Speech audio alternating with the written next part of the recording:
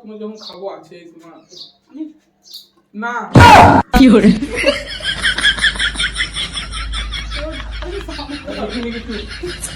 আমি সামলাতে পারবো না তোমার ধাক্কা আমি আবার খাবো অপমান করলে আমাকে অপমান সহ্য করি না কারণ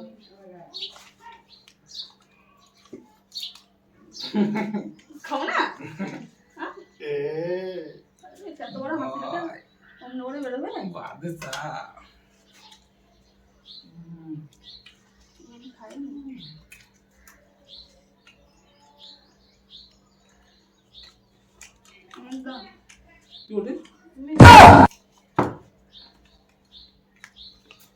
খাবো